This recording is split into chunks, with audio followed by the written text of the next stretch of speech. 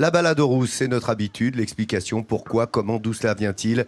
C'est à toi, Jean-Seb, raconte-nous. Nous sommes ici en plein cœur du parc naturel du Haut-Jura, un parc qui a été créé en 86, qui couvre 164 000 hectares et 113 communes. Pays rude, mais pays chaleureux où la montagne est restée vivante et où cette montagne a dessiné une nature totalement splendide. La star aux rousses, bien évidemment, c'est le ski nordique. On l'a vu, c'est un des plus grands domaines de France sur lequel on trouve 250 km de pistes. Il y a encore ici un habitat traditionnel. C'est lundi, c'est balade, découverte des rousses. Les Rousses, le département, le Jura, la région, la Franche-Comté. Nous sommes à la frontière suisse. Petit village composé de 14 hameaux comptant 3000 habitants. Il est réputé pour sa station de ski, pour sa douce montagne veloutée, mais aussi pour ses maisons typiques franc-comtoises, ses greniers forts, uniques en France, et son immense lac de 2,5 km de long, un de ceux qui gèlent en hiver. Les Rousses, la Mecque du ski, surtout des skieurs de fond. Des kilomètres de pistes bordées de sapins. Un cadre exceptionnel en pleine nature. Roger, il est amoureux de ce village et il a décidé il y a 30 ans d'y créer un musée, le musée du ski. Il a ainsi voulu rendre hommage à la mémoire de toute une population. Je me suis aperçu que les Rousses était un des 3 premiers villages qu'a eu le ski en France, avec Chamonix et Montgenèvre, en 1900. Et j'ai dit, il faut que je fasse le musée du ski. Et pour bâtir cette collection, Roger a fait du porte-à-porte auprès des habitants du village. J'ai pris mon camion, je suis allé voir toutes les mémés et les pépés dans toutes les maisons de la vallée. Et j'ai, à cette époque, pu récolter une collection extraordinaire de ski. C'est comme ça que j'ai décidé de faire aimer mon pays. Roger possède aujourd'hui une collection quasi unique de skis, de 1905 jusqu'au début des années 70. Dans ce musée, on peut trouver toute une série de skis. Voilà par exemple les premiers, avec le simple arc d'orteil, la vieille chaussure Lapone qui était faite pour mettre rapidement le ski. Désormais à la retraite, Roger a passé le relais. Et c'est Stéphane, son fils, qui a repris le flambeau. Il est fier lui aussi de porter cette mémoire, celle d'un temps où toute une population se déplaçait en ski dans le village. Quand on fait la visite du musée, on raconte notre histoire, l'histoire du coin, avec beaucoup d'anecdotes. Comme le musée. Pour ce natif des Rousses, ce village est un cadre exceptionnel, un lieu de vie idéal au milieu des montagnes, en pleine nature.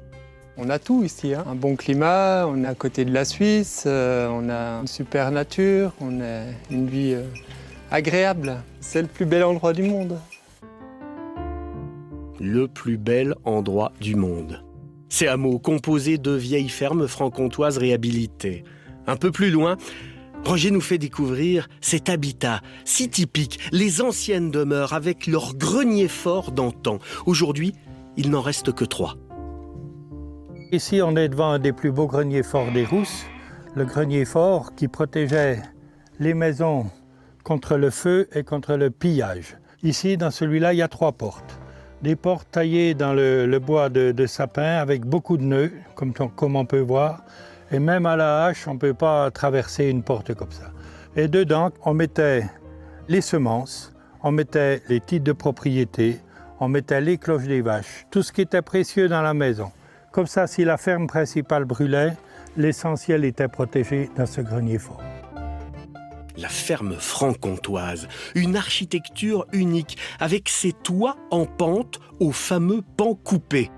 L'ancienne porte de la grange et un système original de récupération d'eau de pluie. Éric, natif et habitant du village, connaît ces caractéristiques sur le bout des doigts. Dans les maisons franc-comtoises, ils récupéraient l'eau. Comme il n'y avait pas tout le temps de fontaine ou de puits, ils récupéraient l'eau du toit qui descendait par un chenneau le long de la maison. Elle se jetait dans le regard. Et ça partait à la citerne qui se trouve là en face. Éric aussi porte son village dans son cœur. Pour rien au monde, il ne quitterait ce cadre de vie idéal. On est en pleine nature, on est dans un cadre calme, là, c'est magnifique. Là. Autre richesse exceptionnelle des Rousses, son lac. 2,5 km de long. C'est un des rares en France à geler en hiver. C'est un lac de 90 hectares qui fait 2,5 km de long. Et c'est le reste d'un glacier qui existait là il y a 10 000 ans. 400 mètres de glace qui ont fondu. Qu'est-ce qui est resté au fond de la vallée? Ce lac. Et Roger ne s'en lasse pas de ce panorama. Il ne cesse d'être émerveillé tous les jours par ce cadeau de la nature. J'ai 70 ans cette année, quand je suis là, que je vois ce lac, ces montagnes, les sapins, un pays où il y a beaucoup d'eau, là, au Jura. Je dis, on a de la chance d'habiter ici. Une chance rare. À 1107 mètres d'altitude, aux confins de la Suisse. Un cadre de vie extraordinaire, des vues époustouflantes, saisissantes, sur la haute chaîne du massif du Jura. Que c'est beau ce Jura, tu as raison de nous présenter comme ça. Bon, il n'y a pas grand-chose à rajouter. Si, quand même, une chose. D'où vient le nom Les Rousses? Parce que l'histoire est belle. Donc, oui. qui viendrait de la chasse aux bêtes rousses qu'on pratiquait ici, les renards, les faisans.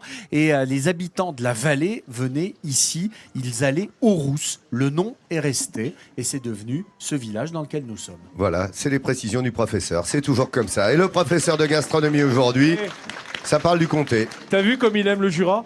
Mais il le aime beau ça, chien. mais non, mais il en parle avec des trémolos dans la voix. Ah non, mais il en parle avec j'adore. amour. On Ah aime ouais. toujours la répétition d'où vient la perfection. Ouais. Oh. Ça me gêne un petit Et peu. vous dites rien, vous les Rousselans, franchement, alors là...